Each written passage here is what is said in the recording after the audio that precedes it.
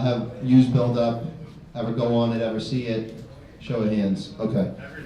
Do any of you wonder what the hell we're doing? Anybody wonder what it is? Seriously, show of hands. Anybody say, what are these guys doing? What's the How many people use Zillow? Know what Zillow is? Is there a Zillow for construction or commercial real estate? Someone say LoopNet. No, it's not LoopNet. LoopNet's a listing service for mainly existing Class B buildings. So you might be used to a BLDUP that looks like this. And this is your company here. But because you're here today, you will now have a freemium version where you can update your company page, you can link your projects, and that's going to drive search engine optimization for your company. So when someone searches for your projects, they find your company. And when someone searches for your company, they find your projects. One of the reasons I took so long to develop this is because we are now indexed heavily with Google, because we are a free, open-facing, indexed platform of data-driven information of commercial real estate. So this is the BLDUP some of you see today. This will be the BLDUP that we launch within the next month. So you can see we're entering new markets. The back end of BLDUP is a sophisticated technological platform that is pulling in public data that you'll be able to use. People sometimes refer to public data that you can make decisions with as, not everybody say it at once, ready? Business intelligence, BI, all the buzzwords, right? We love buzzwords, artificial intelligence. I'm not into any of that. I want to know the value to you and why you use it. So this will be the new BLDUP. A little nicer looking. This is the back end. So you can follow a sector of projects and understand the cost of those and get a price per square foot of construction. So we were sitting in a meeting with John Hines. Anybody know who John Hines is? The Hines Convention Center, BGI.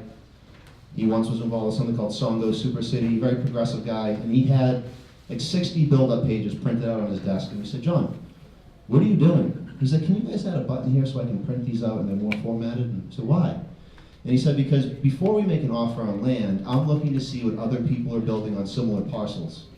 So that's interesting. So why are you doing that? He goes, because I want to figure out a cost per square foot of construction so I can factor that into my offer price. Something like that.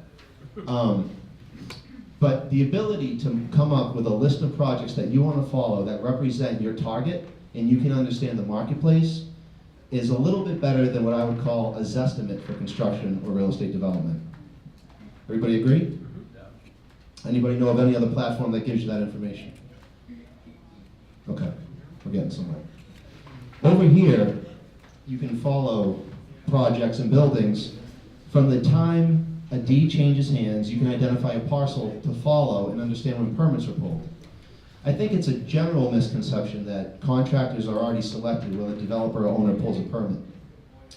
I've learned that that's not necessarily the case. They may be talking to people, they may be listed in their letter of intent to the city or the municipality, but that doesn't necessarily mean those are who's going to be working the job. So this will be the BLDUP you see. This is a live feed of permits, mortgages, LLCs, leases, deed transfers. These are projects you can follow. You can see the status of them. As these things develop, you will get an email notification as they go through the different inflection points or phases of development. The BLDUP we're launching uses business intelligence and social intelligence to show you not only what the data that's happening in the market, but who's viewing it. So you get a better sense of the impact, the immediate trend of your microeconomy that is your building. And that's it. So for all of you that are here, you'll have the ability to update your company page. We'll send an email follow-up to all of you, and we'll give you instructions for that. We are also going to have a user case group that I would like to invite any of you to join. Probably be 15 to 20 people. It'll be 2 hours. We'll have lunch probably like October 12th, a week from Wednesday. And at that event, we'll talk about the value of this, your perception of it, how to make it better, things like that. The goal is to give you a tool that's your daily utility, your Netflix, that your offices will use to get data quickly, efficiently, to look at what your competition's doing, to see what markets are doing, to see what other municipalities are doing, to see how the world's changing in terms of data and purveyors in the market, frankly. So any questions for me on that? Jared? Is it a good one? Okay, good.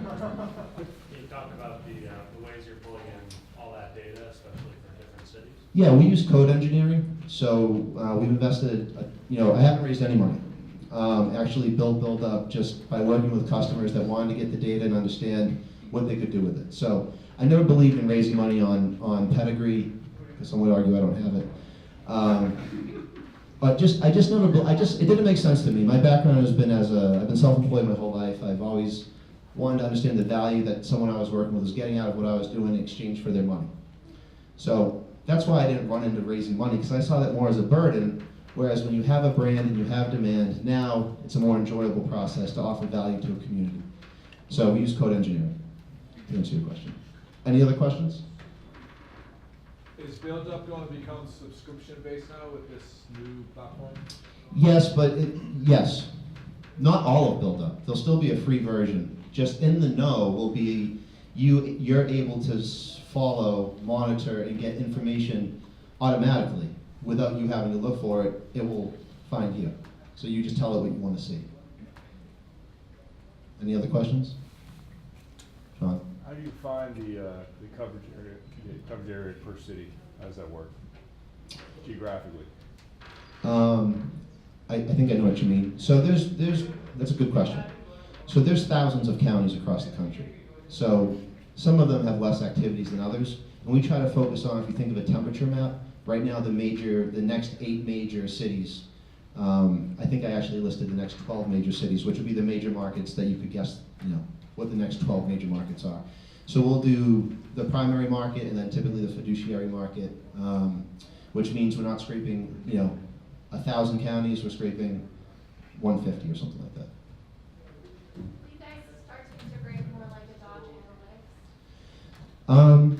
I think Dodge Analytics is how things were done when you're looking for something to bid on, but by then it's sort of competitive, it's too late, you're bombarding the people that are in that listing, that subscription that you buy. So, for developers that are out there, they don't answer their phone, they don't want to be public. Why? Because everybody's into them for something. But if a developer had the ability to see what his competition was doing, to see what other contractors like Suffolk and Tishman or Turner or Gilbane or any of you all that have everything from architecture to lending, all the way through the value chain, if a developer had the ability to see a 360-degree view of the value chain, to see who the dominant players were, maybe he'd call you. Flip it over. Not push, pull. So a big part of what we do is pull. Push is me calling you, pull is you calling me. So, I don't know if I just confused everybody, but basically, it gives somebody a window and a view into what's going on in the market, where there's been less transparency in the market before because people want to keep their cards close to their chest. Well, what we're trying to do is flip that paradigm over so that it's more open and there's a better market. It wasn't my intent initially when doing this, but that's been what's kind of developed as the value. Last question. Could you elaborate on the push-pull method? That's what you did when you follow Arnold Schwarzenegger with the supersets, push-pull. Last question, Richard. Just a fact. And then Megan. You mentioned John Hines, the Mass Building Congress is having an awards dinner for him on October 4th. October 4th, am I invited? Yeah, sure. Okay. October 4th, awards for John Hines, that sounds great. Mass Building Congress. Megan. In the past, I've worked with private developers who don't want to have the disclosure of what their building costs. How are you going to get around that kind of issue? Why don't they want the disclosure of what their building costs? Because they're churches. Because they're what? Because they're religious entities. Oh, they're churches. Yes. Do they pull a permit from the municipality for the building? Yes. So then it's public. When I started doing this, people said, no, everybody's going to be really mad at you for doing this. I said, well, it's better to ask for forgiveness than it is to ask for permission. That's what other people told me. I haven't had to ask for any forgiveness. All right, so let's continue with our Gareth. Is it accessible through a NAP platform or just the website? That's great. That's actually a great question. I don't know if I'm going to answer it correctly, but I'm going to give an answer. So we're actually developing an API that can integrate with CRMs. That would be able to be something that all of you could have as part of your customer relationship management system. so you can see what your customers are doing in a way that's palatable to you. Is that? Okay. All right, so next we're going to move on to our technology panel. Just to